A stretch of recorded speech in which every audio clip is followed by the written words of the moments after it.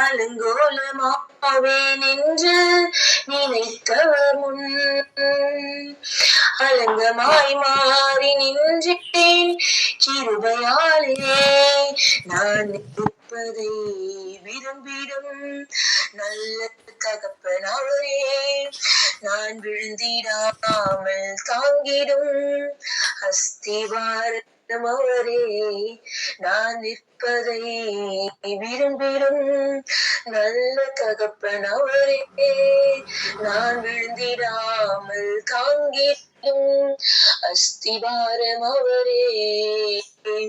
பெரியவரே, அழைத்தவர் பெரியவரே, சொன்னதெல்லாம் பிழையின்றி செய்பவரே, சிறந்தவரே என் இயேசு சிறந்தவரே. சிறந்ததினை எனக்காய் செய்பவரே, என்னையும் அழைத்தார் என்பது அதிசயமே. யாருமே நம்பா என்னையும் நம்பினாரே, அவர் கிருபையை நினைக்கையில் நன்றி மட்டும் வருதே. என்னை சுமப்பை நினைக்கையில் நீரும் வருதே. அவர் கிருபையை நினைக்கையில் நன்றி மட்டும் வருதே. என்னை சுமப்பதை நினைக்கையில் கண்ணீரும் வருதே. பெரியவரே, அழைத்தவர் பெரியவரே, சொன்னதெல்லாம் எனக்காய் செய்பவரே, சிறந்தவரே என் இயேசு சிறந்தவரே. சிறந்ததினை எனக்காய் செய்பவரே. ஆமென். உங்கள் தேவனே, துதியுங்கள் தூயோனே, துதியுங்கள் தேவனே, துதியுங்கள் தூயோனே. அவரது அதிசயங்களை பாடி, அவரது அதிசயங்களை பாடி, அவர் நாமத்தை பாராட்டி, அவரை ஆண்டவர் என்று அறிந்து அவரை போற்றுங்கள். அவரது அதிசயங்களை பாடி, அவர் நாமத்தை பாராட்டி, அவரை ஆண்டவர் என்று அறிந்து அவரை போற்றுங்கள். அபிரகாமின் தேவனை, ஈசாக்கின் தேவனை ஆசரித்து வணங்குங்கள். அபிரகாமின் தேவனை, ஈசாக்கின் தேவனை ஆசரித்து வணங்குங்கள். துதியுங்கள் தேவனே, துதியுங்கள் தூயோனே. இஸ்ரவேலின் மக்களின் மன்னவனே, இறையூற்றினை போக்கினரே, கானானின் தேசத்தை காட்டினாரே, கர்த்தரை போற்றுங்கள். இஸ்ரவேலின் மக்களின் மன்னவனே, இறையூற்றினை போக்கினரே, கானானின் தேசத்தை காட்டினாரே, கர்த்தரை போற்றுங்கள். ராஜாதிராஜனை கர்த்தாதி கர்த்தர் ஆர்ப்பரித்து வணங்குங்கள். ராஜாதிராஜனை கர்த்தாதி கர்த்தர் ஆர்ப்பரித்து வணங்குங்கள். கர்த்தாவே, தேவர்களில் உமக்கொப்பானவர் யார்? வானத்திலும் பூமியிலும் உமக்கொப்பானவர் யார்? கர்த்தாவே, தேவர்களில் உமக்கொப்பானவர் யார்? வானத்திலும் பூமியிலும் உமக்கொப்பானவர் யார்? உமக்கொப்பானவர் யார்? உமக்கொப்பானவர் யார்? வானத்திலும் பூமியிலும் உமக்கொப்பானவர் யார்? வானத்திலும் பூமியிலும் உமக்குப்பானவர் யார்? செங்கடலை நீர் பிளந்து உந்தன் ஜனங்களை நடத்திச் சென்றீர். செங்கடலை நீர் பிளந்து உந்தன் ஜனங்களை நடத்திச் சென்றீர். நீர் நல்லவர், சர்வ வல்லவர், என்றும் வாக்கு மாறாதவர். நீர் நல்லவர், சர்வ வல்லவர், வாக்கு மாறாதவர். புதிய பாடல் பாடி பாடி இயேசு ராஜா கொண்டாடுவோம். புகழ்ந்த பாடல் பாடி பாடி இயேசு ராஜாவை கொண்டாடுவோம். கழுவின ரத்தத்தாலே சுகம் தந்த காயத்தாலே, கழுவின ரத்தத்தாலே சுகம் தந்த காயத்தாலே, தேற்றினார் வசனத்தாலே, தேற்றினார் வசனத்தாலே, தீரன் தந்தார் ஆவியாலே, எனக்கு தீரன் தந்தார் ஆவியாலே. புதிய பாடல் பாடி பாடி இயேசு ராஜாவை கொண்டாடுவோம். புகழ்ந்த பாடல் பாடி பாடி இயேசு ராஜாவை கொண்டாடுவோம். உறுதியாய் பற்றி கொண்டோம், உம்மையை நம்பியுள்ளோம். உறுதியாய் பற்றி கொண்டோம், உம்மையை நம்பியுள்ளோம். பூரண சமாதானம் புவிதனில் தருபவரே, பூரண சமாதானம் புவிதனில் தருபவரே. புதிய பாடல் பாடி பாடி இயேசு ராஜாவை கொண்டாடுவோம். புகழ்ந்து பாடல் பாடி பாடி இயேசு ராஜாவை கொண்டாடுவோம். அதிசயமானவரே, ஆலோசனை கர்த்தரே, அதிசயமானவரே, ஆலோசனை கர்த்தரே, வல்லமையுள்ள தேவா, வரங்களில் மன்னவனே, வல்லமையுள்ள தேவா, வரங்களில் மன்னவனே. புதிய பாடல் பாடி பாடி இயேசு ராஜாவை கொண்டாடுவோம். புகழ்ந்து பாடல் பாடி பாடி இயேசு ராஜாவை கொண்டாடுவோம்.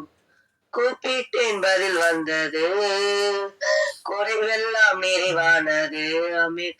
கூப்பிட்டேன் பதில் வந்தது, குறைவெல்லாம் நிறைவானது. மகிமையின் ராஜாவர், மகத்துவமானவரே, மகிமையின் ராஜாவர், மகத்துவமானவரே, இயேசு மகத்துவமானவரே. ஹalleluya. ஃபுல்லா முடியாததோட எவ்வளோ தூரம் உண்மையிலே ரொம்ப கஷ்டமா இருந்தது ஜாய்மா. இவ்வளோ ஒரு சூழ்நிலையிலையும் நீங்க இத்தனை ஸ்டான்ஸா பாடுனீங்க பாருங்க. ரொம்ப சந்தோஷம். God bless you. தேங்க்யூ. தூயவரே, உமது புகழை நான் பாடுவேன். தூயாவி தூயவரே, உமது புகழை நான் பாடுவேன். பாரில் எனக்கு வேறென்ன வேண்டும்? உயிருள்ளவரை நீ புகழ் பாட வேண்டும். பாரில் எனக்கு வேறென்ன வேண்டும்? உயிருள்ளவரை நீ புகழ் பாட வேண்டும். தூயாவி தூயவரே, உமது புகழை நான் பாடுவேன்.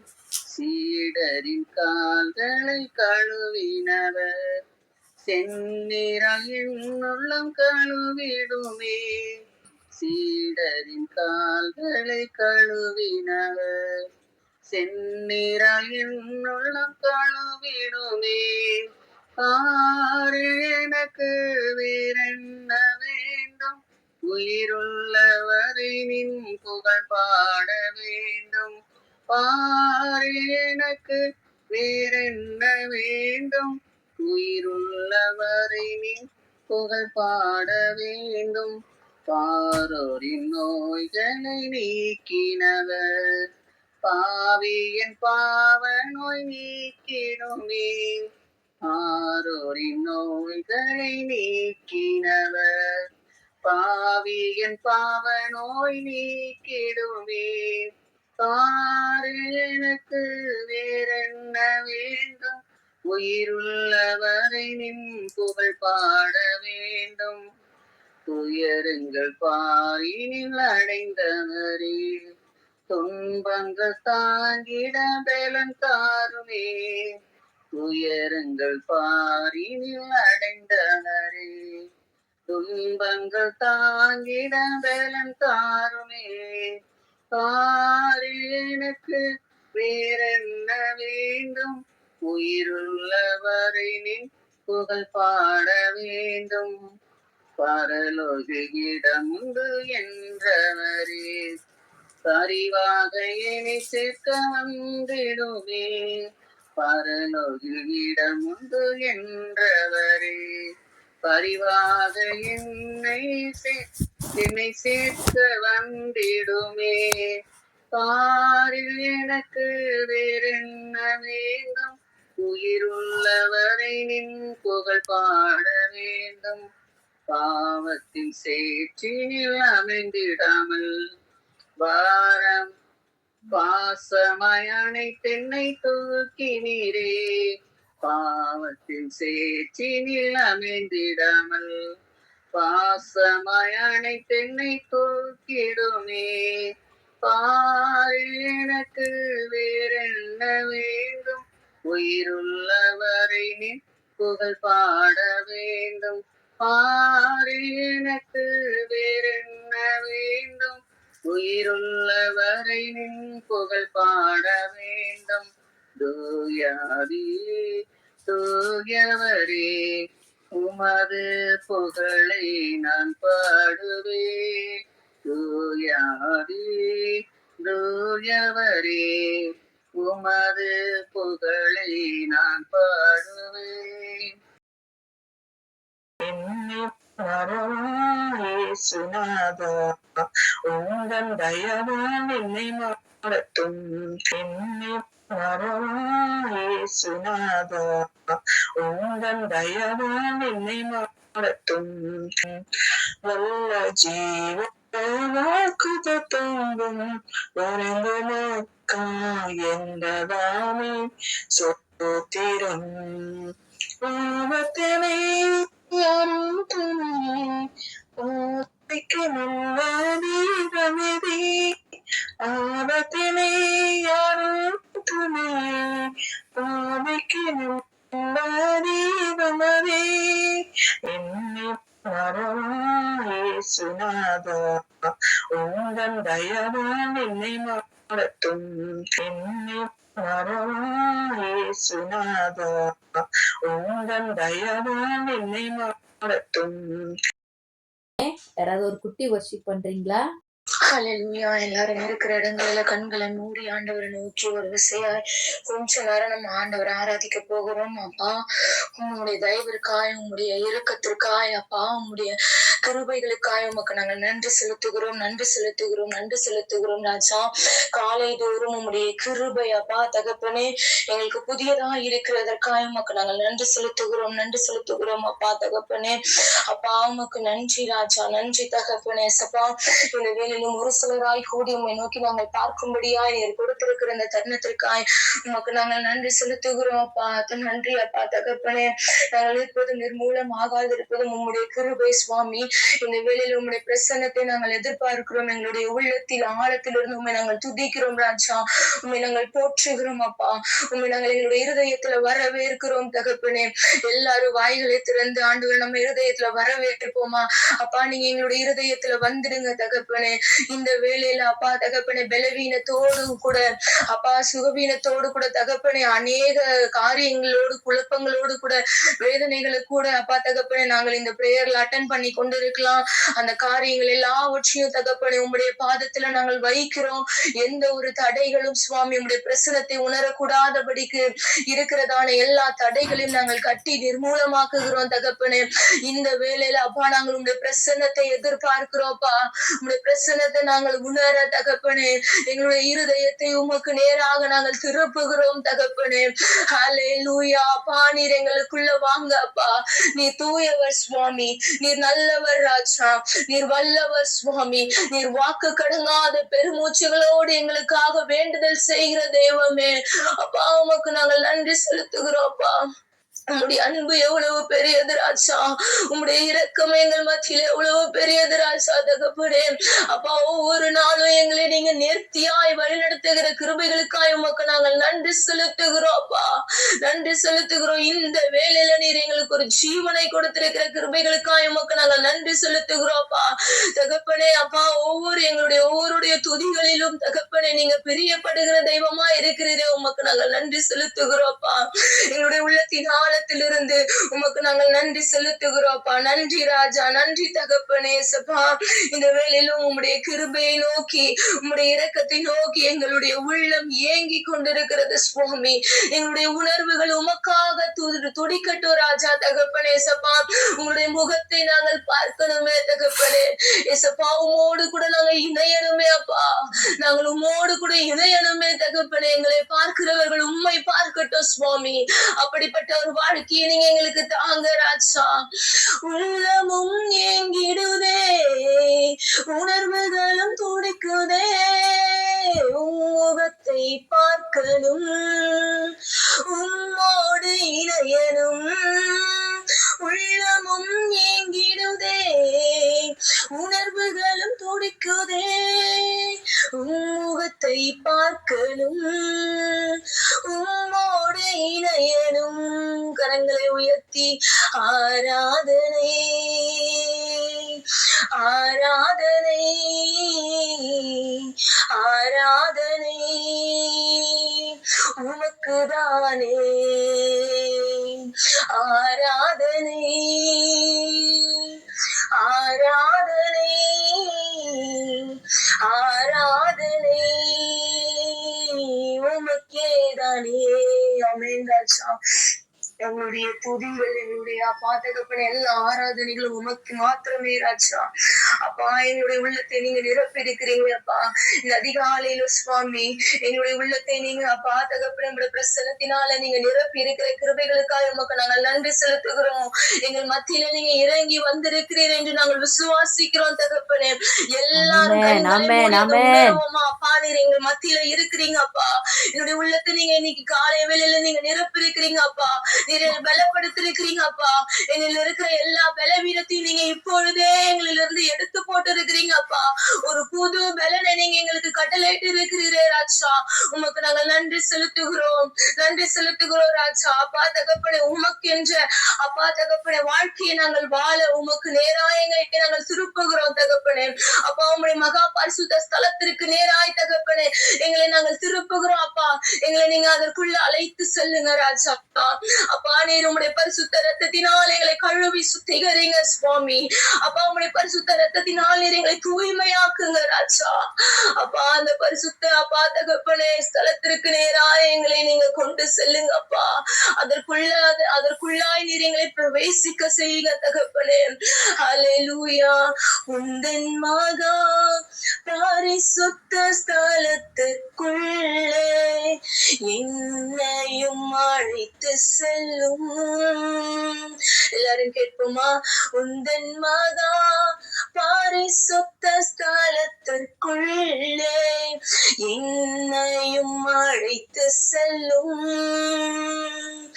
உம் பரிசுத்த இரத்தத்தினாலே என்னை கழுவிடும். ஆமென். உம் பரிசுத்த இரத்தத்தினாலே தூய்மையாக்கிடும்.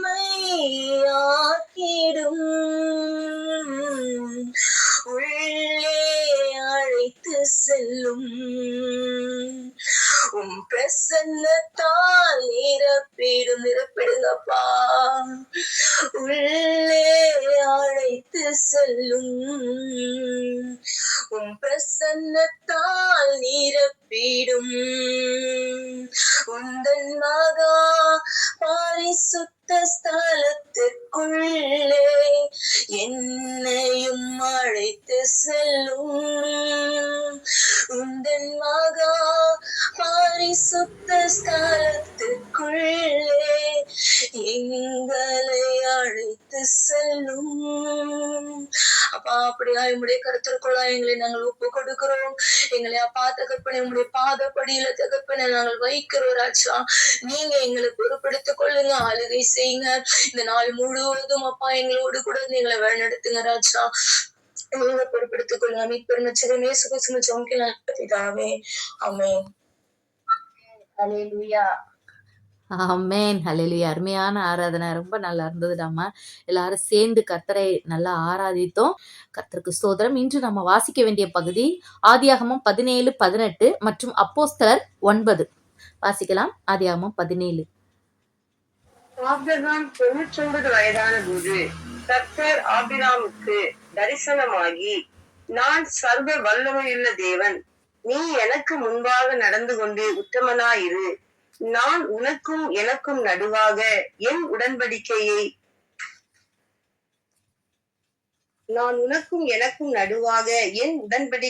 ஏற்படுத்தி உன்னை மிகவும் திரளாய் பெருக பண்ணுவேன் என்றார். அப்பொழுது ஆபிராம் முகம் குப்புற விழுந்து வணங்கினான். தேவன் அவனோடே பேசி, நான் உன்னோடே பண்ணுகிற என் உடன்படிக்கை என்னவென்றால், நீ திரளான ஜாதிகளுக்கு தகப்பனாவாய். இனி உன் பேர் ஆபிராம் எனப்படாமல் நான் உன்னை திரளான ஜாதிகளுக்கு தகப்பனாக ஏற்படுத்தினபடியால் உன் பேர் ஆபிரகாம் எனப்படும். உன்னை மிகவும் அதிகமாய் பலுக பண்ணி உன்னிலே ஜாதிகளை உண்டாக்குவேன். உன்னிடத்திலிருந்து ராஜாக்கள் தோன்றுவார்கள். உனக்கும் உனக்கு பின்வரும் உன் சந்ததிக்கும் நான் தேவனாய் இருக்கும்படி எனக்கும் உனக்கும் உனக்கு பின் தலைமுறையாக வரும் உன் சந்ததிக்கும் நடுவே என் உடன்படிக்கையை நித்திய உடன்படிக்கையாக ஸ்தாபிப்பேன். நீ பரதேசியாய் தங்கி வருகிற கானான் தேசம் முழுவதையும் உனக்கும் உனக்கு பின்வரும் உன் சந்ததிக்கும் நித்திய சுதந்திரமாக கொடுத்து நான் அவர்களுக்கு தேவனாய் இருப்பேன் என்றார். பின்னும் தேவன் ஆபிரகாமை நோக்கி, இப்பொழுது நீயும் உனக்கு பின் தலைமுறையாக வரும் உன் சந்ததியும் என் உடன்படிக்கையை கை கொள்ளுங்கள். எனக்கும் உங்களுக்கும் உனக்கு பின்வரும் உன் சந்ததிக்கும் நடுவே உண்டாகிறதும் நீங்கள் கை கொள்ள வேண்டியதுமான என் உடன்படிக்கை என்னவென்றால், உங்களுக்குள் பிறக்கும் சகல ஆண் பிள்ளைகளும் விருத்த சேதனம் பண்ணப்பட வேண்டும். உங்கள் நுனித்தோலின் மாம்சத்தை விருத்த சேதனம் பண்ண கடவீர்கள். அது எனக்கும் உங்களுக்கும் உள்ள உடன்படிக்கைக்கு அடையாளமாய் இருக்கும். உங்களில் தலைமுறையாக பிறக்கும் ஆண் பிள்ளைகள் எல்லாம் 8ஆம் நாளிலே விருத்த சேதனம் பண்ணப்பட வேண்டும். வீட்டிலே பிறந்த பிள்ளையும் உன் வித்தில்லாத அந்நியரிடத்தில் பணத்திற்கு கொல்லப்பட்ட எந்த பிள்ளையும் அப்படியே விருத்த சேதனம் பண்ணப்பட வேண்டும். உன் வீட்டிலே பிறந்த பிள்ளையும் உன் பணத்திற்கு கொல்லப்பட்டவனும் விருத்த சேதனம் பண்ணப்பட வேண்டியது அவசியம். இப்படி என் உடன்படிக்கை உங்கள் மாம்சத்திலே நித்திய உடன்படிக்கையாக இருக்க கடவுது. நுனித்தோலின் மாம்சம் விருத்த சேதனம் பண்ணப்படாதிருக்கிற நுனித்தோல் உள்ள ஆண் பிள்ளையா இருந்தால் அந்த ஆத்துமா என் உடன்படிக்கையை மீறினபடியால் தன் ஜனத்தில் இராதபடிக்கு அறுப்புண்டு போவான் என்றார். பின்னும் தேவன் ஆபிராமை நோக்கி, உன் மனைவி சாராயை இனி சாரா என்று அலையாதிருப்பாயாக. சாராள் என்பது அவளுக்கு பேராயிருக்கும். நான் அவளை ஆசீர்வதித்து அவளாலே உனக்கு ஒரு குமாரனையும் தருவேன். அவள் ஜாதிகளுக்கு தாயாகவும் அவளாலே ஜாதிகளின் ராஜாக்கள் உண்டாகவும் அவளை ஆசீர்வதிப்பேன் என்றார். அப்பொழுது ஆபிரகாம் முகம் குப்புற விழுந்து நகைத்து, 100 வயதானவனுக்கு பிள்ளை பிறக்குமோ, 90 வயதான சாரால் பிள்ளை பெறுவாளோ என்று தன் இருதயத்திலே சொல்லிக் கொண்டு, இஸ்மவேல் உமக்கு முன்பாக பிழைப்பானாக என்று ஆபிரகாம் தேவனிடத்தில் விண்ணப்பம் பண்ணினான். அப்பொழுது தேவன், உன் மனைவியாகிய சாரால் நிச்சயமாய் உனக்கு ஒரு குமாரனை பெறுவாள். அவனுக்கு ஈசாக்கு என்று பெயரிடுவாயாக. உன் உடன்படிக்கை என் உடன்படிக்கையை அவனுக்கும் அவனுக்கு பின்வரும் அவன் சந்ததிக்கும் நித்திய உடன்படிக்கையாக ஸ்தாபிப்பேன். இஸ்ரவேலுக்காகவும் நீ செய்த விண்ணப்பத்தை கேட்டேன். நான் அவனை ஆசீர்வதித்து அவனை மிகவும் அதிகமாக பழுகவும் பெருகவும் பண்ணுவேன். அவன் 12 பிரபுக்களை பெறுவான். அவனை பெரிய ஜாதியாக்குவேன். ஆமென். குறித்த காலத்திலே சாராள் உனக்கு பெறப்போகிற ஈசாக்கோடே நான் என் உடன்படிக்கையை ஏற்படுத்துவேன் என்றார். தேவன் ஆபிரகாமோடு பேசி முடித்த பின்பு அவர் அவனை விட்டு எழுந்தருளினார். அப்பொழுது ஆபிரகாம் தன் குமாரனாகிய இஸ்மவேலையும் தன் வீட்டிலே பிறந்த யாவரையும் தான் பணத்திற்கு கொண்ட அனைவருமாகிய தன் வீட்டில் உள்ள ஆண் பிள்ளைகள் எல்லாரையும் சேர்த்து தேவன் தனக்கு சொன்னபடி அவர்கள் நுனித்தோலின் மாம்சத்தை அந்நாளில் தானே விருத்த சேதனம் பண்ணினான். ஆபிரகாமுடைய நுனித்தோலின் மாம்சம் விருத்த சேதனம் பண்ணப்படும் போது அவன் 99 வயதாயிருந்தான். அவனுடைய குமாரன் இஸ்மவேலுடைய நுனித்தோலின் மாம்சம் விருத்த சேதனம் பண்ணப்படும் போது அவன் 13 வயதாயிருந்தான். ஒரே நாளில் ஆபிரகாமும் அவர் குமாரன் இஸ்மவேலும் விருத்த சேதனம் பண்ணப்பட்டார்கள். வீட்டிலே பிறந்தவர்களும் அந்நியரிடத்தில் பணத்திற்கு கொல்லப்பட்டவர்களும் ஆகிய அவன் வீட்டு மனுஷர்கள் எல்லாரும் அவனோட கூட விருத்த சேதனம் பண்ணப்பட்டார்கள். பின்பு கர்த்தர் மம்ரேயின் சமபூமியிலே அவனுக்கு தரிசனமானார். அவன் பகலின் உஷ்ண வேளையிலே கூடார வாசலிலே உட்கார்ந்திருந்து தன் கண்களை ஏறெடுத்து பார்க்கும் போது இதோ 3 புருஷர் அவனுக்கு எதிரே நின்றார்கள். அவர்களை கண்டவுடனே அவன் கூடார வாசலில் இருந்து அவர்களுக்கு எதிர்கொண்டு மூடி தலை மட்டும் குனிந்து ஆண்டவரே, உம்முடைய கண்களில் எனக்கு கிருபை கிடைத்ததானால் நீர் உமது அடியனை விட்டு கடந்து போக வேண்டாம். கொஞ்சம் தண்ணீர் கொண்டு வரட்டும். உங்கள் கால்களை கழுவி மரத்தடியில் சாய்ந்து கொண்டிருங்கள். நீங்கள் உங்கள் இருதயங்களை திடப்படுத்த கொஞ்சம் அப்பம் கொண்டு வருகிறேன். அப்புறம் நீங்கள் உங்கள் வழியே போகலாம். இதற்காகவே அடியான் இடம் வரைக்கும் வந்தீர்கள் என்றான். அதற்கு அவர்கள், நீ சொன்னபடி செய் என்றார்கள். அப்பொழுது ஆபிரகாம் தீவிரமாய் கூடாரத்தில் சாராளிடத்திற்கு போய், நீ சீக்கிரமாய் 3 படி மெல்லிய மாவு எடுத்து பிசைந்து அப்பம் சுடு என்றான். ஆபிரகாம் மாட்டு மந்தைக்கு ஓடி ஒரு நல்ல இளங்கன்றை பிடித்து வேலைக்காரன் கையிலே கொடுத்தான். அவன் அதை சீக்கிரத்தில் சமைத்தான். ஆபிரகாம் வெண்ணெயையும் பாலையும் சமைப்பித்த கன்றையும் எடுத்து வந்து அவர்கள் முன்பாக வைத்து அவர்கள் அருகே மரத்தடியில் நின்று கொண்டிருந்தான். அவர்கள் புசித்தார்கள். அவர்கள் அவனை நோக்கி, உன் மனைவி சாராள் எங்கே என்றார்கள். அதோ கூடாரத்தில் இருக்கிறாள் என்றான். அப்பொழுது அவர், ஒரு உற்பவ கால திட்டத்தில் நிச்சயமாய் உன்னிடத்திற்கு திரும்ப வருவேன். அப்பொழுது உன் மனைவியாகிய சாராளுக்கு ஒரு குமாரன் இருப்பான் என்றார். சாராள் அவருக்கு பின்புறமாய் கூடார வாசலில் இதை கேட்டுக் கொண்டிருந்தாள். ஆபிரகாமும் சாராளும் வயது சென்று முதிர்ந்தவர்களாய் இருந்தார்கள். ஸ்திரீகளுக்குள்ள வழிபாடு சாராளுக்கு நின்று போயிற்று. ஆகையால் சாராள் தன் உள்ளத்திலே நகைத்து, நான் கிழவியும் என் ஆண்டவன் முதிர்ந்த வயதுள்ளவருமான பின்பு எனக்கு இன்பம் உண்டாயிருக்குமோ என்றாள். அப்பொழுது கர்த்தர் ஆபிரகாமை நோக்கி, சாராள் நகைத்து, நான் கிழவியாயிருக்க பிள்ளை பெறுவது மெய்யோ என்று சொல்வானேன்? கர்த்தரால் ஆகாத காரியம் உண்டோ? உற்பவ கால திட்டத்தில் உன்னிடத்திற்கு திரும்பி வருவேன். அப்பொழுது சாராளுக்கு ஒரு குமாரன் இருப்பான் என்றார். சாராள் பயந்து, நான் நகைக்கவில்லை என்று மறுத்தாள். அதற்கு அவர், இல்லை, நீ நகைத்தாய் என்றார். பின்பு அந்த புருஷர் எழுந்து அவ்விடம் விட்டு சோதோமை நோக்கி போனார்கள். ஆபிரகாமும் அவர்களோட கூட போய் வழிவிட்டு அனுப்பினான். அப்பொழுது கர்த்தர், ஆபிரகாம் பெரிய பலத்த ஜாதியாவதினாலும் அவனுக்குள் பூமியில் உள்ள சகல ஜாதிகளும் ஆசிரிக்கப்படுவதனாலும் நான் செய்ய போகிறதை ஆபிரகாமுக்கு மறைப்பேனோ?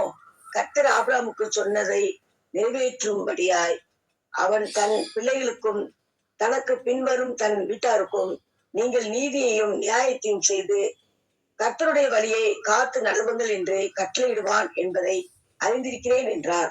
பின்பு கர்த்தர் சோதம் குமாராவின் கூக்குரல் பெரிதாய் இருப்பதினாலும் அவைகளின் பாவம் மிகவும் கொடிதாய் இருப்பதினாலும் நான் இறங்கி போய் என்னிடத்தில் வந்து எட்டின அதன் கூக்குரலின்படியே அவர்கள் செய்தார்களோ செய்திருக்கிறார்களோ இல்லையோ என்று பார்த்து அறிவேன் என்றார்.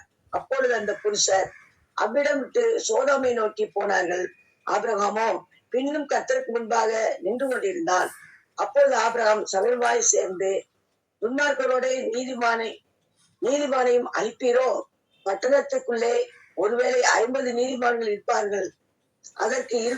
அதற்குள் இருக்கும் அந்த 50 நீதிமான்கள் நிமித்தம் வெச்சியாமல் அந்த ஸ்தலத்தை அழிப்பீரோ? துன்மார்க்கரோட நீதிமானையும் சங்கரிப்பது உமக்கு தூரமாய் இருப்பதாக. நீதிமானையும் துன்மார்க்கரையும் சமமாய் நடப்பிப்பது உமக்கு தூரமாய் இருப்பதாக. சர்வலோக நியாயபதி நீதி செய்யாதிருப்பாரோ என்றான். அதற்கு தனவா அடுத்து யாராவது வாசிங்கப்பா, வாசிக்காதவங்க வாசிங்கப்பா. 26. அதற்கு கர்த்தர், நான் சோதோமில் 50 நீதிமான்களை கண்டால் அவர்கள் நிமித்தம் அந்த ஸ்தலம் முழுவதையும் ரட்சிப்பேன் என்றார். அப்பொழுது ஆபிரகாம் பிரதியுத்தரமாக, இதோ தூளும் சாம்பலுமாய் இருக்கிற அடியே ஆண்டவரோட பேச துணிந்தேன். ஒருவேளை 50 நீதிமான்களுக்கு 5 பேர் குறைந்திருப்பார்கள். அந்த 5 பேர் நிமித்தம் பட்டணம் முழுவதையும் அழிப்பீரோ என்றான். அதற்கு அவர், நான் 45 நீதிமான்களை அங்கே கண்டால் அதை அழிப்பதில்லை என்றார். அவன் பின்னும் அவரோட பேசி, 40 நீதிமான்கள் அங்கே காணப்பட்டாலோ என்றான். அதற்கு அவர், 40 நீதிமான்கள் நிமித்தம் அதை அழிப்பதில்லை என்றார். அப்பொழுது அவன், நான் இன்னும் பேசுகிறேன், ஆண்டவருக்கு கோபம் வராமல் இருப்பதாக. 30 நீதிமான்கள் அங்கே காணப்பட்டாலோ என்றான். அதற்கு அவர், நான் 30 நீதிமான்களை அங்கே கண்டால் அதை அழிப்பதில்லை என்றார். அப்பொழுது அவன், இதோ ஆண்டவரோட பேச துணிந்தேன், 20 நீதிமான்கள் அங்கே காணப்பட்டாலோ என்றான். அதற்கு அவர், 20 நீதிமான்கள் நிமித்தம் அதை அழிப்பதில்லை என்றார். அப்பொழுது அவன், ஆண்டவருக்கு கோபம் வராதிருப்பதாக, நான் இன்னும் இந்த ஒரு விஷயம் மாத்திரம் பேசுகிறேன், 10 நீதிமான்கள் அங்கே காணப்பட்டாலோ என்றான். அதற்கு அவர், 10 நீதிமான்களின் நிமித்தம் அதை அழிப்பதில்லை என்றார். கர்த்தர் ஆபிரகாமோட பேசி முடிந்த பின்பு போய்விட்டார். ஆபிரகாமும் தன்னுடைய இடத்துக்கு திரும்பினான் என்பது. ஆமேன். அப்போஸ்தலர் 9ஆம் அதிகாரம். சவுல் என்பவன் இன்னும் கர்த்தருடைய சீஷரை பயமுறுத்தி கொலை செய்யும்படி சீரி பிரதான ஆசாரியரிடத்திற்கு போய், இந்த மார்க்கத்தாராகிய புருஷரையாகிலும் ஸ்திரீகளையாகிலும் தான் கண்டுபிடித்தால் அவர்களை கட்டி எருசலேமுக்கு கொண்டு வரும்படி தமஸ்குவில் உள்ள ஜெப ஆலயங்களுக்கு நிருபங்களை கேட்டு வாங்கினான். அவன் பிரயாணமாய் போய் தமஸ்குவுக்கு சமீபித்த போது சடுதியிலே வானத்திலிருந்து ஒரு ஒளி அவனை சுற்றி பிரகாசித்தது. அவன் தரையிலே விழுந்தான். அப்பொழுது, சவுலே சவுலே, நீ என்னை ஏன் துன்பப்படுத்துகிறாய் என்று தன்னுடனே சொல்லுகிற ஒரு சத்தத்தை கேட்டான். அதற்கு அவன், ஆண்டவரே, நீர் யார் என்றான். அதற்கு கர்த்தர், நீ துன்பப்படுத்துகிற இயேசு நானே. முள்ளில் உதிக்கிறது உனக்கு கடினமாம் என்றார். அவன் நடுங்கி திகைத்து, ஆண்டவரே, நான் என்ன செய்ய சித்தமாய் இருக்கிறீர் என்றான். அதற்கு கர்த்தர், நீ எழுந்து பட்டணத்திற்குள்ளே போ, நீ செய்ய வேண்டியது அங்கே உனக்கு சொல்லப்படும் என்றார். அவனுடனே கூட பிரயாணம் பண்ணின மனுஷர்கள் சத்தத்தை கேட்கும் ஒருவரையும் காணாமல் பிரமித்து நின்றார்கள். சவுல் தரையிலிருந்து எழுந்து தன் கண்களை திறந்த போது ஒருவரையும் காணவில்லை. அப்பொழுது கைலாகு கொடுத்து அவனை தமஸ்குவுக்கு கூட்டிக் கொண்டு போனார்கள். அவன் 3 நாள் பார்வையில்லாதவனாய் புசியாமலும் குடியாமலும் இருந்தான். தமஸ்குவிலே அனனியா என்னும் பேருள்ள ஒரு சீஷன் இருந்தான். அவனுக்கு கர்த்தர் தரிசனமாகி, அனனியாவே என்றார். அவன், ஆண்டவரே, இதோ அடியேன் என்றான்.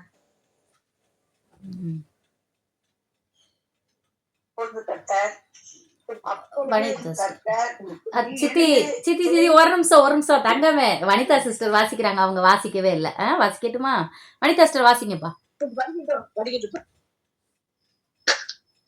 அப்பொழுது கர்த்தர், நீ எழுந்து நேர்த்தெருவு எனப்பட்ட தெருவுக்கு போய் யூதாவின் வீட்டிலே தர்சு பட்டணத்தானாகிய சவுல் என்னும் பேருள்ள ஒருவனை தேடு. அவன் இப்பொழுது ஜெபம் பண்ணுகிறான். அனனியா என்னும் பேருள்ள ஒரு மனுஷன் தன்னிடத்தில் வரவும் தான் பார்வையடையும்படி தன்மேல் கையை கை வைக்கவும் தரிசனம் கண்டான் என்றார். அதற்கு அனனியா, ஆண்டவரே, இந்த மனுஷன் எருசலேமில் உள்ள உம்முடைய பரிசுத்தவான்களுக்கு எத்தனையோ பொல்லாங்குகளை செய்தான் என்று அவனை குறித்து அநேகரால் கேள்விப்பட்டிருக்கிறேன். இங்கேயும் உம்முடைய நாமத்தை தொழுது கொள்கிற யாவரையும் தட்டும்படி அவன் பிரதான ஆசாரியர்களால் அதிகாரம் பெற்றிருக்கிறானே என்றான். அதற்கு கர்த்தர், நீ போ, அவன் புரஜாதிகளுக்கும் ராஜாக்களுக்கும் இஸ்ரவேல் புத்திரருக்கும் என்னுடைய நாமத்தை அறிவிக்கிறதற்காக நான் தெரிந்து கொண்ட பாத்திரமாய் இருக்கிறான். அவன் என்னுடைய நாமத்து நிமித்தம் எவ்வளவாய் பாடுபட வேண்டும் என்பதை நான் அவனுக்கு காண்பிப்பேன் என்றார். அப்பொழுது அனனியா போய் வீட்டுக்குள் பிரவேசித்து அவன் மேல் கையை வைத்து, சகோதரனாகிய சவுலே, நீ வந்த வழியிலே உனக்கு தரிசனமான இயேசுவாகிய கர்த்தர் நீ பார்வையடையும்படிக்கும் பரிசுத்த ஆவியினாலே நிரப்பப்படும்படிக்கும் என்னை அனுப்பினார் என்றான். உடனே அவன் கண்களில் இருந்து மீன் செதில்கள் போன்றவைகள் விழுந்தது. அவன் பார்வை அடைந்து எழுந்திருந்து ஞானஸ்நானம் பெற்றான். பின்பு அவன் போஜனம் பண்ணி பலப்பட்டான். சவுல் தமஸ்குவில் உள்ள சீஷருடனே சில நாள் இருந்து தாமதமின்றி கிறிஸ்து தேவனுடைய குமாரன் என்று ஆலயங்களிலே பிரசங்கித்தான். ஆமென். ஹல்லேலூயா. கேட்டவர்கள் எல்லாரும் ஆச்சரியப்பட்டு, எருசலேமில் இந்த நாமத்தை தொழுது கொள்கிறவர்களை நாசமாக்கி இங்கேயும் அப்படிப்பட்டவர்களை கட்டி பிரதான ஆசாரியர்களிடத்திற்கு கொண்டு போகும்படி வந்தவன் இவன் அல்லவா என்றார்கள். சவுல் அதிகமாக திடன் கொண்டு இவரே கிறிஸ்துவென்று திஷ்டாந்தப்படுத்தி தமஸ்குவில் குடியிருக்கிற யூதர்களை கலங்க பண்ணினான். அநேக நாள் சென்ற பின்பு யூதர்கள் அவனை கொலை செய்யும்படி ஆலோசனை பண்ணினார்கள். அவர்களுடைய யோசனை சவுலுக்கு தெரிய வந்தது. அவனை கொலை செய்யும்படி அவர்கள் இரவும் பகலும் கோட்டை வாசல்களை காத்து கொண்டிருந்தார்கள். சீஷர்கள் ராத்திரியிலே அவனை கூட்டிக் கொண்டு போய் ஒரு கூடையிலே வைத்து மதில் வழியாய் இறக்கிவிட்டார்கள். சவுல் எருசலேமுக்கு வந்து சீஷருடனே சேர்ந்து கொள்ள பார்த்தான். அவர்கள் அவனை சீஷன் என்று நம்பாமல் எல்லாரும் அவனுக்கு பயந்திருந்தார்கள்.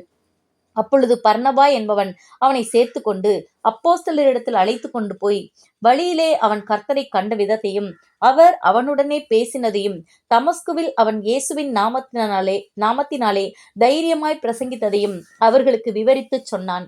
அதன் பின்பு அவன் எருசலேமிலே அவர்களிடத்தில் போக்கும் வரத்துமாய் இருந்து கர்த்தராகிய இயேசுவின் நாமத்தினாலே தைரியமாய் பிரசங்கித்து கிரேக்கருடனே பேசி தர்க்கித்தான். அவர்களோ அவனை கொலை செய்ய எத்தனம் பண்ணினார்கள். சகோதரர் அதை அறிந்து அவனை செசரியாவுக்கு அழைத்து கொண்டு போய் தர்சுவுக்கு அனுப்பிவிட்டார்கள். அப்பொழுது யூதேயா, கலிலேயா, சமாரியா நாடுகள் எங்கும் சபைகள் சமாதானம் பெற்று பக்தி விருத்தி அடைந்து கர்த்தருக்கு பயப்படுகிற பயத்தோடும் பரிசுத்த ஆவியின் ஆறுதலோடும் நடந்து பெருகின. பேதுரு போய் எல்லாரையும் சந்தித்து வருகையில் அவன் பித்தா ஊரிலே குடியிருக்கிற பரிசுத்தவான்களிடத்திற்கு போனான். அங்கே 8 வருஷமாய் கட்டிலின் மேல் திமிர்வாதம் உள்ளவனாய் கிடந்த ஐனேயா என்னும் பேருள்ள ஒரு மனுஷனை கண்டான். பேதுரு அவனை பார்த்து, ஐனேயாவே, இயேசு கிறிஸ்து உன்னை குணமாக்குகிறார், நீ எழுந்து ஒரு படுக்கையை நீயே போட்டுக்கொள் என்றான். உடனே அவன் எழுந்திருந்தான். லித்தாவிலும் சாரோனிலும் குடியிருந்தவர்கள் எல்லாரும் அவனை கண்டு கர்த்தரிடத்தில் திரும்பினார்கள். யோப்பா பட்டணத்தில் கிரேக்க பாஷையிலே துர்க்கால் என்று அர்த்தம் கொள்ளும் தபித்தாள் என்னும் பேருடைய ஒரு சீசி இருந்தாள். அவள் நற்கிரிகளையும் தர்மங்களையும் மிகுதியாய் செய்து கொண்டு வந்தாள்.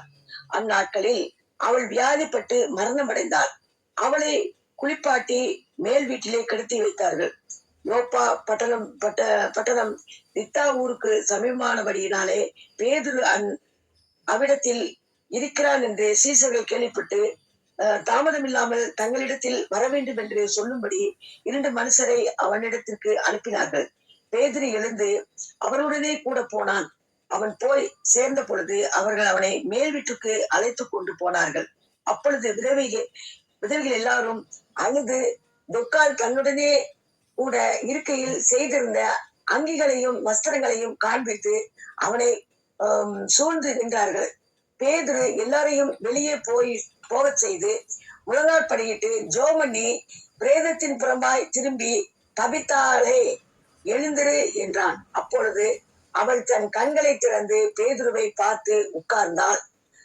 அவன் அவளுக்கு கை கொடுத்து அவளை எழுந்திருக்க பண்ணி பரிசுத்தவான்களையும் விதவைகளையும் அழைத்து அவளை உயிருள்ளவளாக அவர்களுக்கு முன் நிறுத்தினான். இது யோப்பா பட்டணம் எங்கும் தெரிய வந்தது. அப்பொழுது அநேகர் கர்த்தரிடத்தில் விசுவாசம் உள்ளவர்களாக. பின்பு அவன் யோப்பா பட்டணத்திலே தோல் பதனிடுகிறவனாகிய சீமோன் என்னும் ஒருமிடத்தில் அநேக நாள் தங்கியிருந்தான். ஆமென். அல்லேலூயா. தேவன் ஆசீர்வதிப்பாராக. ஆமேன் ஆமேன் ஹல்லேலூயா. கர்த்தருக்கு ஸ்தோத்திரம். இந்த 2 பகுதிகள் நம்ம இன்னைக்கு படிச்சிருக்கிறோம். ஆதியாகமம் 17, 18, அடுத்து அப்போஸ்தலர் 9. இது 3 அதிகாரங்களும் நம்ம படித்தோம். இப்போ நம்ம பார்த்தோன்னா ஆதியாகமத்திலையும் சரி, நம்ம படித்த அப்போஸ்தலர் 9லயும் சரி, ஒரு விஷயம் ரிலேட் ஆகுது. என்னதுன்னா, அது விசுவாசம் குறித்த ஒரு காரியம். இந்த 17, 18ல ஒரு அவிசுவாசத்தை பார்க்குறோம். விசுவாசிகளின் தகப்பனாகிய ஆபிரகாமினுடைய சாராளனுடைய ஒரு சின்ன தடுமாற்றத்தை நம்ம அங்க பார்க்கிறோம். ஆனா அப்போஸ்தலர்ல நம்ம பார்க்கும்போது தடுமாறிய பேதுரு மூலமாக கர்த்தர் பெரிய காரியங்களை செய்தார். அந்த இடத்துல உள்ள ஜனங்கள் எல்லாரும் கர்த்தரை விசுவாசித்தார்கள் அப்படின்றத நம்ம பார்க்கலாம். ஹல்லேலூயா. இப்போ இந்த 17ஆம் அதிகாரத்துல பார்க்கும்போது ஆபிரகாம் 99 வயதான போது என்று குறிக்கப்பட்டிருக்குது. அதுக்கு முந்தின வசனத்தினுடைய கடைசி வசனம் என்னன்னா, ஆகார் ஆபிரகாமுக்கு இஸ்மவேலை பெற்றபோது ஆபிராம் 86 வயதாய் இருந்தான். அப்ப இந்த 86ல இருந்து 99 வயது வரைக்கும் காடுக்கும் ஆபிரகாமுக்கும் எந்த ஒரு விஷயமே குறிப்பிடப்படலை. அப்போ ஒரு பெரிய கேப் இருந்திருக்கு. ஏன்னா ஆகார் மூலமாக குழந்தை பெறுவது கர்த்தருடைய திட்டம் இல்லை, அது மாம்சத்தின்படி பிறந்த ஒரு சந்ததியாக இருக்குது. அதனால ஆண்டவருக்கும் ஆபிரகாம் இடையில ஒரு பெரிய கேப், 13 இயர்ஸ். அப்போ அதுக்கடுத்து ஆண்டவர் என்ன பண்றாரு, ஓகே இவனை நான் தெரிந்தெடுத்துட்டேன், வழி விலகி போயிட்டான், ஆனாலும் கர்த்தர் நம்மை கைவிடாத தேவன்ல, அந்த துண்டங்களின் நடுவே ஆபிரகாமுக்காக நடந்து வந்த தேவன் அல்லவா அவர். அப்ப அவர் என்ன செய்யறாருன்னு பார்த்தோன்னா, ஆண்டவர் தோன்றாரு.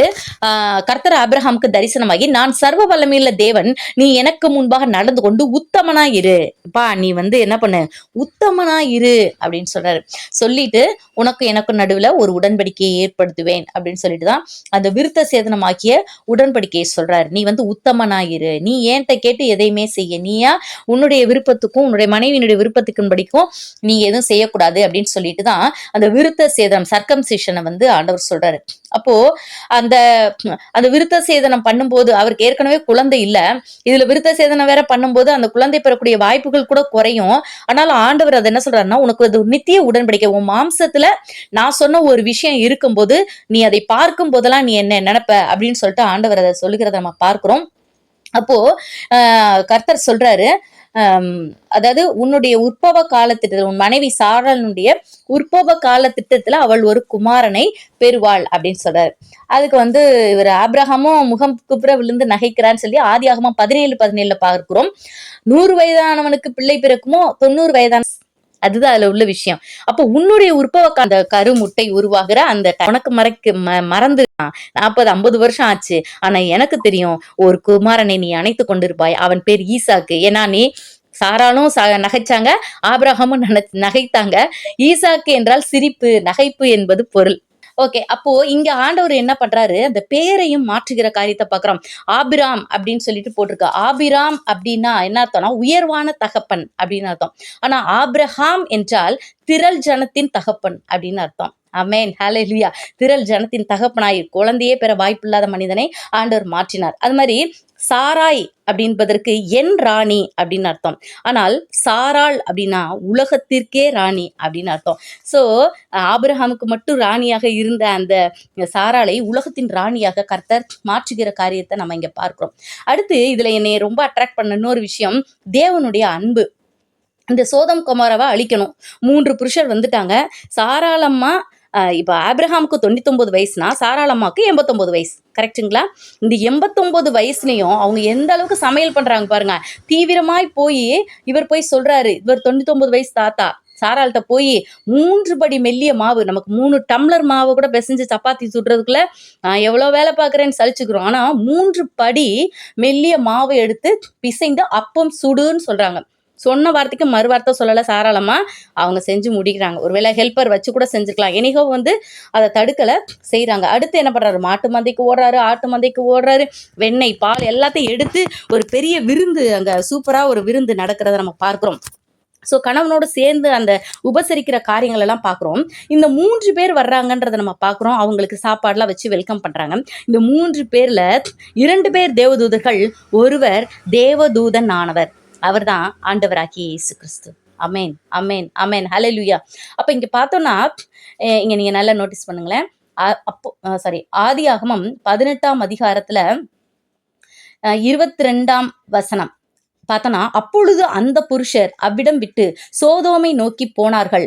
ஆபிரகாமோ பின்னும் கர்த்தருக்கு முன்பாக நின்று கொண்டிருந்தான். பாருங்களேன், அப்போ கர்த்தர் போகல, அவர் அங்கதான் நின்றுகிட்டு இருக்கிறாரு. கர்த்தர் போனாதானே நம்ம போறதுக்கு, நம்ம வீட்டுக்கு கெஸ்ட் வராங்க, அவங்க வீட்டை விட்டு கிளம்புனாதானே நம்ம வீட்டுக்குள்ள போக முடியும். அவர் தான் போவே இல்லையே, அவர் நின்று பேசுறதுலதான் இருக்கிறார். ஆபிரகாம் என் நண்பன், என் சிநேகிதன், அவன் தீர்க்கதரிசி அப்படிங்கிறாரு.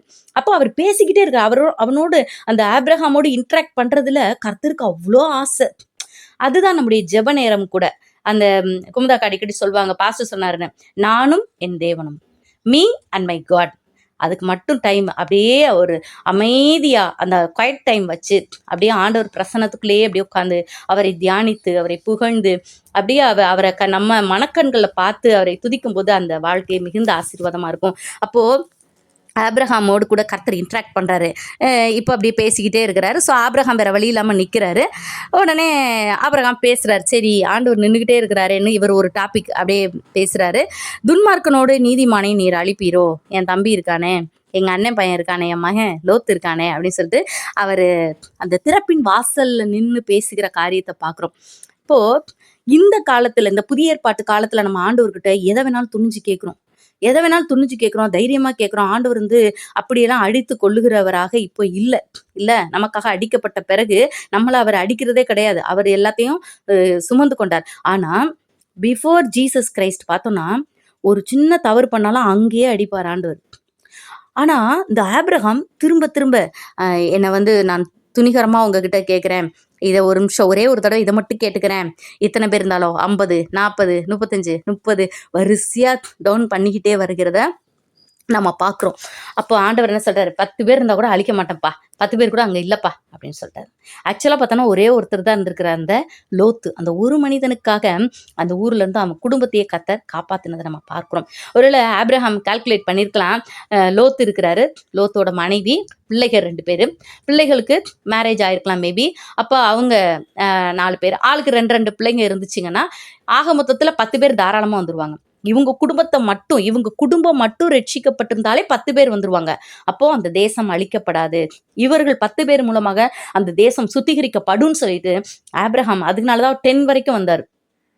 அதுக்கு மேல ஒன்றும் அவரால் சொல்ல முடியாத ஒரு சூழ்நிலை. ஆனா இதுக்கு கான்ட்ராஸ்டா இங்க பாருங்களேன், காட் ஆபிரகாம் பத்தி என்ன சொல்றாருன்னா, ஆதியாகமம் 18:19 சொல்றாரு, கர்த்தர் ஆபிரகாமுக்கு சொன்னதை நிறைவேற்றும்படியாய் அவன் தன் பிள்ளைகளுக்கும் தனக்கு பின்வரும் தன் வீட்டாருக்கும் நீங்கள் நீதியையும் நியாயத்தையும் செய்து கர்த்தருடைய வழியை காத்து நடவுங்கள் என்று கட்டளையிடுவான் என்பதை அறிந்திருக்கிறேன் என்றார். இந்த ஆபிரகாம் ஐயாவோட இந்த குணாதிசயத்தை நம்ம பெற்றுக்கொள்ள வேண்டும். தான் பிள்ளைங்களுக்கும் சொல்லுவான், பின்வரும் வீட்டாருக்கும் சொல்லுவான். அதனால என்னுடைய வழியை காத்து, கர்த்தருடைய வழியை காத்து நடங்க அப்படின்னு சொல்லிட்டு ஆபிரகாம் சொல்லுவான்னு சொல்லி நான் அறிந்திருக்கிறேன். இந்த விஷயத்தை நம்ம வீட்டில் ஃபாலோ பண்ண ஆரம்பிக்கணும், பேசணும். நம்மளை பைத்தியம் நினைச்சாலும் பரவாயில்ல, ஏன் இது இப்படி ஒரு மாதிரி பைபிள் படிக்கிற டைம்ல படிக்கணும், சர்ச் போகிற டைம்ல போகணும், லைஃப்ல டெய்லி டே டு டே லைஃப்லலாம் பைபிளை கனெக்ட் பண்ணி ஏன் பேசுறாங்க அப்படின்னு யாராவது சொன்னாலும் பரவாயில்ல, நம்ம குடும்பத்தார் சொன்னாலும் பரவாயில்ல, நாம் பேச வேண்டும். ஏன்னா நம்ம வீடுகளில் குடும்ப ஜெபம் எவ்வளோ நேரம் இருக்கு என்ன எனக்கு தெரியாது.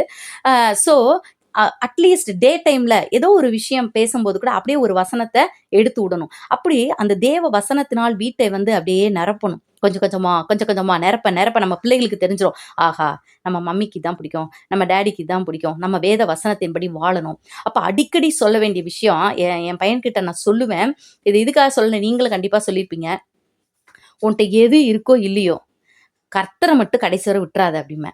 அது ஒன்று மட்டும்தான், அவர் தான் சொத்து, அவரை மட்டும் கடைசி வரை விட்டுறாது. உன் சூழ்நிலை எப்படி இருந்தாலும் சரி, காசு இருக்கோ இல்லையோ, உனக்கு வேலை கிடைக்குதோ இல்லையோ, எது நடக்குதோ நடக்கலையோ, கர்த்தரை மட்டும் கடைசி வரை விட்டுறாது எந்த சூழ்நிலையிலையும் அப்படி சொல்லிட்டு நான் சொல்லுவேன். ஸோ அது நீங்களும் கண்டிப்பாக சொல்லியிருப்பீங்கன்னு எனக்கு தெரியும். ஸோ இந்த மாதிரி காரியங்களை நம்ம அடிக்கடி நான் உங்களுக்கு நினைப்பூட்டுவது நம்ம இன்னும் சொல்ல வேண்டும் என்பதற்காகத்தானே தவிர என்னை மேன்மைப்படுத்திக்கிறதுக்காக இல்லை. ஸோ நம்ம அடிக்கடி பிள்ளைகள்கிட்ட கர்த்தரை குறித்த காரியங்களை வந்து நம்ம சொல்ல வேண்டியது அவசியமாக இருக்கிறது. ஹல்லேலூயா.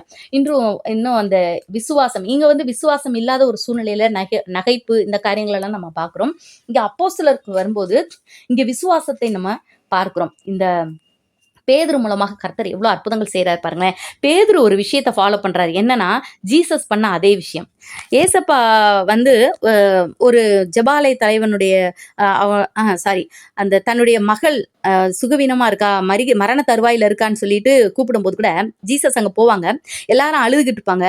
இந்த அழுகிற குரூப்பெல்லாம் எந்திரி, அவ தூங்குறா அப்படின்னு சொல்லுவார். உடனே எல்லாரும் சிரிப்பாங்க. எல்லாம் இந்த அவிசுவாச குரூப்பெல்லாம் எந்திரிச்சு வெளியே போய் இடத்த காலி பண்ணு சொல்லி 50 பேரையும் வெளியே அனுப்பி விட்டு க்ளீன் பண்ணிட்டு அந்த பாப்பா, தாய் தகப்பன், இவரோடு கூட விசுவாசமாய் ஜெபிக்கக்கூடிய அந்த பிள்ளைகள், அந்த அந்த 3 பேர், பேதுரு, யாக்கோபு, யோவான், இவங்களை மட்டும் வச்சுட்டு அங்கே ஜெபிப்பதை நம்ம பார்க்குறோம். ஸோ நமக்கு ஒரு அற்புதம் நடக்கும்னா அவிசுவாசமாக இருப்பவர்களை சேர்த்து நம்ம ப்ரேயர் பண்ணோம்னு வச்சுக்கோங்களேன், அங்கே நடக்காது.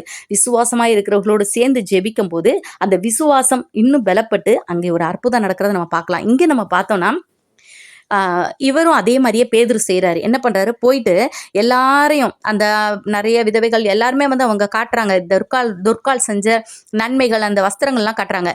பேதுரு எல்லாரையும் வெளியே போக செய்து முழங்கார்படியிட்டு ஜெபம் பண்ணி அங்கே உட்காந்து அங்கே முழங்கார்படிட்டு அவர் ஜெபிச்சுட்டு திரும்பி தபித்தாலே எழுந்துருன்றாரு.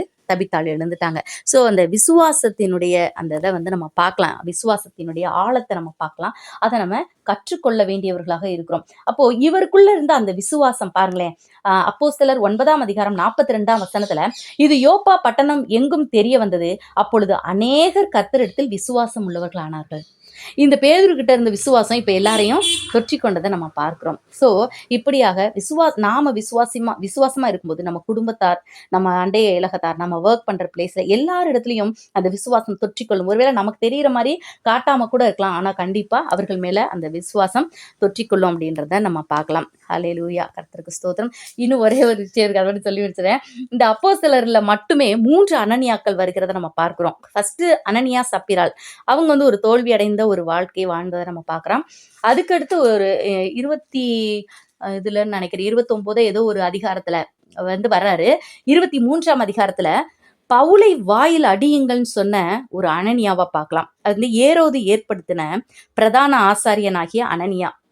அவரை பார்த்தா பவுல் சொல்றாரு, வெள்ளை அடிக்கப்பட்ட சுவரே, தேவன் உன்னை அடிப்பார் அப்படின்னு சொல்றாரு. நம்ம பார்க்கிறோம். அப்படி ஒரு அனனியா, அவரு ஒரு நெகட்டிவ் கேரக்டர் இருக்கிறாரு. ஆனா இங்க ஒரு அன்னியா இருக்கிறாரு. அந்த சவுல் பவுலாய் மாறுவதற்காக வந்து ஜெபிக்க சொல்லி கர்த்தர் சொன்ன ஒரு அனனியா, அவர் வந்து ஜெபிக்கிறாரு. பரிசுத்த ஆவியின் ஏவுதலால அவங்க எந்த அளவுக்கு செயல்பட்டிருக்காங்க அப்படின்னு பார்க்கும்போது நாமும் கூட பரிசுத்த ஆவியானவரின் ஏவுதலால் அநேக காரியங்களை செய்யணும். இந்த மாதிரி சவுலா இருக்கிறவர்கள் பவுலாய் மாறுவதற்கு நம்ம உதவி செய்கிறவர்களாக நாம இருப்போம். ஆமென். ஹல்லேலூயா. ஸ்தோத்திரமானவரே, ஸ்தோத்திர ராஜா தகப்பனே. அப்பா, இந்த காலை வேளையில அப்பா உங்க சமூகத்துக்குள்ள அப்பா நாங்க வரவும் தகப்பனே, அப்பா நாங்க பாடவும் துதிக்கவும் ஆராதிக்கவும் தகப்பனே, அப்பா உங்க வார்த்தையை நாங்க வாசிக்கவும் அதை தியானிக்கவும் அப்பா கொடுத்த பாக்கியத்திற்காக நாங்க நன்றி செலுத்துவோம் ராஜா. நாங்க எந்த காரியங்கள் எல்லாம் தகப்பனே நாங்க சரிப்படுத்திக் கொள்ளணுங்கிறத அப்பா இன்று அப்பா ஆபிரகாமுடைய வாழ்க்கையை வைத்து நாங்க அப்பா கற்றுக்கொண்ட சில காரியங்கள் அப்பா பேதுருவை போல அப்பா தகப்பனே அப்பா நாங்க ஜெபிக்கிறவர்களாக அப்பா அந்த விசுவாசத்துல இன்னும் நாங்க நிலைத்து நிற்கிறவர்கள் தகப்பனே எங்களை அப்பா நீ பலப்படுத்தியதற்காக நன்றி செலுத்துகிறோம். அப்பா வந்திருக்கிற ஒவ்வொருவரையும் அப்பா உங்க கருத்துல நாங்க கொடுக்குறோம் ராஜா. அப்பா ஒவ்வொருவரையும் நீங்க ஆசீர்வதிங்க, பலப்படுத்துங்க. இந்த காலை வேலையில அப்பா தகப்பனே எங்க கருத்தை நீங்க பிடிச்சிருக்கீங்க. அப்பா இந்த அப்பா இரவு நாங்க படுக்கைக்கு செல்லும் வரைக்கும் அப்பா உங்க கரம் எங்களை விட்டு அப்பா தகப்பனே விலகாதபடிக்கு எங்களை அப்பா நீர் இறுக்கமாய் பற்றுக்கொள்ள முடியும். தகப்பனே உங்க கருத்துல கொடுக்குற ராஜா ஒவ்வொருவரையும் நீங்க அப்பா வழி எடுத்துங்க. அப்பா உங்க பாதையை அப்பா தகப்பனே நாங்க பின்பற்றி வர அப்பா நல்ல மேய்ப்பன் நீர் தகப்பனே அப்பா சரியான அப்பா மேய்ப்பன் பின் வருகிற ஆட்டுக்குட்டிகளாக நாங்களும் தகப்பனே நாங்க அப்பா இந்த காலவேளையில ஒப்பு கொடுக்குற ராஜா. அப்பா உங்க சத்தத்தை கேட்டு தகப்பனே நாங்க அப்பா கீழ்ப்படுகிறவர்களாக அப்பா எங்களை பலப்படுத்துங்க. ஒவ்வொருவரையும் நீங்க ஆசீர்வதிங்க. ஒவ்வொருவரையும் தகப்பனே எல்லா பலவீனங்களையும் மாற்றி போடுங்க. அப்பா ஒவ்வொருவரையும் நீங்க பார்த்தா அப்படி வழி நடத்துங்க ராஜா. அப்பா மதியம் நடக்க போகிற ஜெபத்திலயும், அப்பா இரவு நடக்க போகிற ஜெபத்திலயும், அப்பா அவங்க கரம் கூட இருக்கட்டும். உங்க பிரச்சனத்தினால எங்க ஒவ்வொருவரையும் அப்பா இந்த காலையில நிரப்புனது போல தகப்பனே, அப்பா ஒவ்வொரு ஜெபத்திலையும் நீ நிரப்ப போவதற்கா இல்ல ராஜா.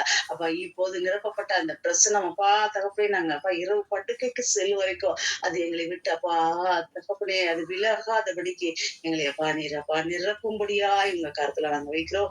ஒவ்வொரு ஆராதனையிலும் உங்க மகிமை உங்க மேன்மை வெளிப்படுத்து ராஜா. இன்னும் வர தடைபெற்றிருக்கிறவர்களையும் நீங்க அழைத்து வாங்க. வாஞ்சையோடு அப்பா வரத்தக்கதாய் தகப்பனே, அப்பா ஆர்வத்தோடு ஆயத்தத்தோடும் தகப்பனே வர ஒவ்வொருவரையும் நீங்க பலப்படுத்த போகிற கிருபைக்காகவும் நாங்கள் நன்றி செலுத்துறோம். ஒவ்வொரு ஜெபத்திலும் அப்பா நீங்க அப்பா இடைப்பட போகிற கிருபைக்காக நன்றி ராஜா. மீண்டுமாய் தகப்பனே வந்திருக்கிற ஒவ்வொருவரையும் உங்க கருத்துல கொடுப்போம். ஒவ்வொருவரையும் பலப்படுத்துங்க. ஒவ்வொருவரையும் தகப்பனே நீங்க ஆளுகை செய்யுங்க, வழி நடத்துங்க. துதிகரமும் எல்லாம் ஒருவருக்கு எடுக்கிறோம். இயேசுவின் நாமத்தில் பிதாவே, ஆமென். நாம் இணைந்து சொல்லுவோம். என் ஆத்மாவே கர்த்தரை ஸ்தோத்திரி, என் உள்ளமே அவருடைய பரிசுத்த நாமத்தை ஸ்தோத்திரி. ஆத்மாவே கர்த்தரை ஸ்தோத்திரி, கர்த்தர் செய்த சகல பாரங்களையும் மறவாதே. ஆமென். ஹல்லேலூயா. Praise the Lord, praise the Lord, Praise the Lord. praise the Lord, praise the Lord.